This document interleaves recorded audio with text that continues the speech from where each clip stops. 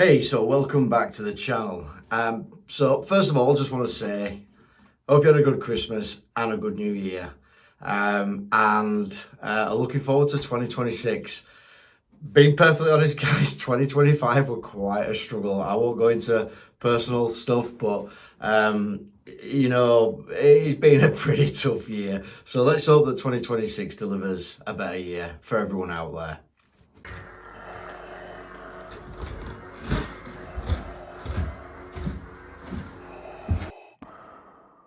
And so this is kind of a part two, I guess.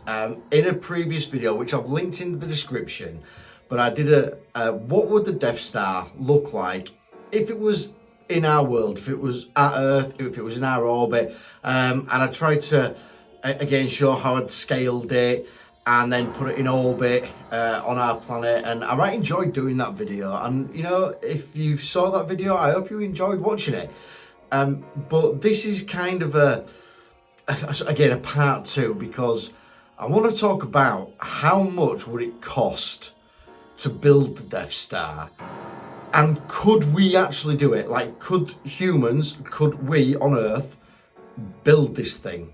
And so I'm going to do this video, even though this is a part two, I'm going to do this video in sort of two parts as well. And they'll make sense as I'm going through it. What I will say, sort of disclaimer, look, these are kind of round numbers. I'm using examples of things that we have on Earth, like aircraft carriers, to sort of base a cost off. Again, I'm using like metal costs and I'm rounding these numbers. And so, look, is it super accurate? No, it's not. It's a ballpark, right? And so, yeah, don't shoot me down for that.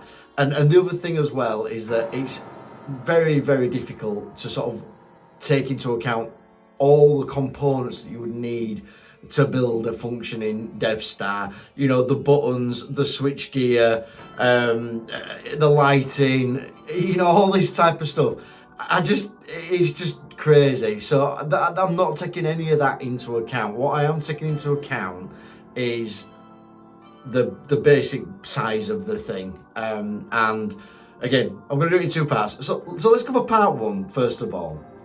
So in my previous video, I said that I was going to use the US Nimitz, and to be fair, a better example is actually the US Gerald Ford, sorry, because that's a newer aircraft carrier and it's the biggest one. And it weighs something like 100,000 tons. And just because an aircraft carrier is something that's, you know, it's got open hangars and, you know, corridors and everything else, I sort of thought that's probably the best thing that we can use as an example of the size and the scale of the Death Star. But again, the weight of that, so the displacement weight of that is 100,000 tons, which is I think 10 million kilograms, which is insane. But anyway, so let's use that as a base example for now. Right, and so in the previous video I worked out how many aircraft carriers you would be able to fit inside the Death Star. Again, it were rough numbers, guys, but it was approximately 1,072,330,000 of the well, I use the Nimitz, but the Nimitz is very much the Nimitz class, very similar size. There's not much in it, it's marginal. So again, size wise, to fit inside the Death Star, you could have 1,072,330,000. That is just insane, right? Okay, but how does that sort of equate in terms of cost, right? So the first way that I'm doing it is just based off the cost of the US Nimitz, the US General Ford, and that cost to build. And again, it has been, they're just looking for inflation on when I researched it, but we're just going to use this number because this is kind of what it was back then. But it was 13 billion to build that thing. 13 billion, right? So if you could fit that number of, you know, the 1 billion fit inside the Death Star, basically what you've got to do is times 13 billion by 1 billion 72 million, you get me? And so that number is, so it's 13 quintillion. I'm referring to my notes as I'm doing this because I have got it. So it's your 13 quintillion, 47 quadrillion, 290 trillion. That's how much it would cost if we were just basing it off the cost to build the US Gerald Ford, right? But that doesn't really paint any picture whatsoever.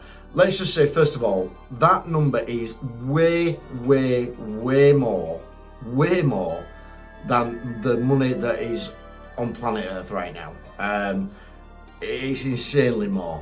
And so, just based on that alone, you're going, yeah, we can't do it, we can't build it. And we're kind of right, but it's actually worse than that. A lot worse.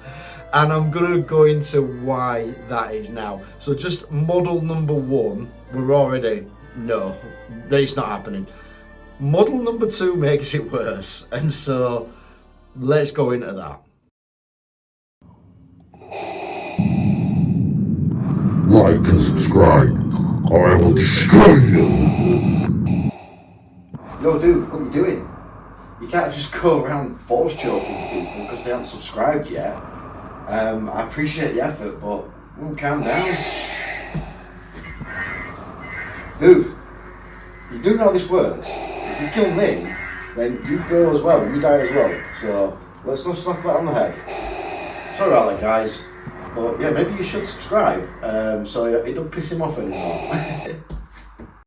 So just in material alone, just metal, and I'm going to go into the metals that we're using, but just in the metal alone, we're looking at a total amount of 1 quadrillion, 72 trillion, 330 billion. Okay, that's insane.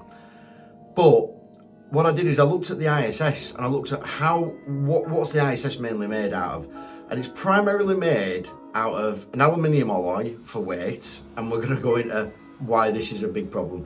But aluminium alloy for weight is about 60%.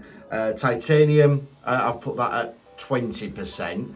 Again, a titanium alloy, and I've put stainless steel at 20% as well. Again, these are not super accurate, guys, but it just gives you an idea of what the sort of metal composite is being used to create the ISS. And let's apply that to the Death Star. So that's what we're doing now. And so I'm going to try my best to be like with these numbers here, right? But so I worked out if you know the stainless steel cost that we need. So again, of the weight, and I'm just going to keep that number on screen. But so we're working on per kilogram here, but the steel cost alone, so the steel, which is 20%, would be 1 quintillion, 72 quadrillion, 830 trillion. So, and that's just for 20% of the thing. The titanium is worse because titanium's a lot more expensive. So the titanium I've worked it as an average of say $70 per kilogram, and the titanium cost would be 15 quintillion, 12 quadrillion, 620 trillion dollars. So yeah, and then the aluminium, which is the biggest, would be 60% of the the mass of the thing. That is not as high because aluminium's a lot cheaper, but still that comes in at 1 quintillion, 863 quadrillion, 854 trillion, 200 billion. So just to the raw material is crazy costs, like insane, right? But we have a bigger problem, and this is what I wanted to address. So let's go into that. So I thought I'd check out what it would, how much it costs us currently, so our current state of technology, what it costs us to launch 1 kilogram in weight. And it doesn't matter what that kilogram is, it doesn't matter if it's wood or plastic or metal, it's irrelevant, it's the weight that counts. But 1 kilogram currently, so the cost has come down quite a lot, particularly with, you know, SpaceX and Blue Origin competing, and there's a bit more competition in that space now. But you're looking at an average to just launch 1 kilogram, $2,000 per kilogram. And this number is just insane. So I'm going to put it on the screen as I'm saying it. But this was what it would cost, so just to get the metal, and this is where we've got no chance, not currently, but we would have to obviously launch the metal into space to build it, right? And that number is 2 sextillion, 144 quintillion, 660 quadrillion. That's your launch costs. So just to get the material into space, we are miles away from being able to create something like the Death Star. But as I say, this is just a thought experiment. It's a bit of fun. We're just imagining what would be involved to do this, to take on a project like this. And again, this is not even taking labour costs into the equation at this point here. We're just purely focused on the logistics and also the material costs as well. And yeah, there's just no way that it could be done. It's insane. And I think I remember,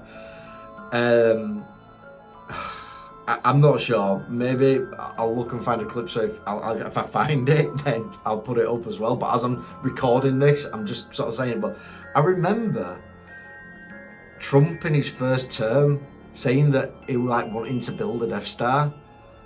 I don't know why I've got that in my head, but I just remember hearing it and thinking, what the hell? America, no. Alone, you would have no chance. The whole human species would have no way to build this thing as we are right now. Not a chance. The financial costs alone are just insane. But I didn't want to completely burst the bubble. You know, I didn't want to do that. So the next thing I thought I'd look at is, do we have the raw materials on Earth to actually make the Death Star? Do we even have enough material? So let's talk about that. And the answer is, theoretically, yes. Yeah, we do. We all imagine Earth is still massive, and the Death Star next to the Earth, you know, again, have a look at my previous video after this, but I did the Death Star next to the moon, and the thing's tiny, comparatively. And so, against the Earth, again, it's tiny. But it would still take a stupid amount to actually even, you know, conceive of this. And look, I'm just going to put the numbers up on screen as I'm talking now, so I'll just put the numbers up there in terms of what is actually on Earth. Now again, these are just theoretical numbers. These are based on just, you know, averages that are in raw materials and what have you. So these are theoretical numbers. They're not accurate or super precise or anything like that. But again, theoretically, we do have enough raw material to make a Death Star on Earth. The big problem comes to the economics of it. The economics are just absolutely crazy, and that's where it would just never be something that could happen. But then you say, well, okay, so that kind of sucks, and it's not realistic and everything else. And look, Star Wars is sci-fi, you know, it's fantasy, so you know, it's good to get lost in the fantasy of it. That takes us out of the real world, and that's you know, that's a good thing. That's a nice thing about this type of stuff. But how was the Empire able to build it? Let's just have a little chat about that. And again, the reality is that the Empire was not just one planet, and that's all we are right now. We are just one planet, one solar system. The Empire, you know, in the Star Wars universe, in the Star Wars lore, is made up of thousands and thousands of planets. We see that just from, let's say, the I guess the, you know, political stuff, which I wasn't a fan of, to be honest with you. You know, it's a bit boring, but the political stuff that you see, you know, the Senate, for example, in you know, Phantom Menace, and even, you know, Revenge of the Sith and what have you, you do see some of that, and you can see there's thousands of representatives in the Senate, so that, you know, obviously indicates there's thousands of systems, and so being able to access all the materials on those planets, and again, if you're a space-faring civilization, you do have the ability to you know, mine things like comets and what have you. So they're in a totally different situation to us on our, you know, meager little planet Earth. But again, I just wanted to have a think about it and just play with some stupidly big numbers, you know, and just be like, yeah, is this something that's realistic? And again, look, hammer the point home. No, not even close. The GDP of the planet. So GDP is literally everything taken into consideration. That's everyone's salaries, that's everyone's taxes, that's everyone's, that's every company, that's just everything, all taken into consideration. So that's the complete output of the planet at the moment. Is around 120 trillion per year. That's still an insanely big number. It is massive. But it's not even close, it's not even slightly close to what you would need to make the Death Star. And so, yeah, that bubble's burst. And so, look, just to wrap this video up, again, I just want to wish you a Happy New Year. When I put this video out, it will be the new year. And so, I hope you had a good one. And if you've come this far and you haven't already, please hit the like button. And if you're watching and you haven't subscribed, come on board, subscribe. I want to throw plenty of, you know, original, interesting content out there. I'm, you know, just a creator that likes to try and sort of mix and match things. And you know, what I've really enjoyed doing is sort of bringing our world, or the you know, the Star Wars world, to our world a little bit. You know, I enjoyed that, and just seeing what you know, what these things would be like if they were around us. But anyway, with that said, I hope you enjoyed, and I will see you in the next one.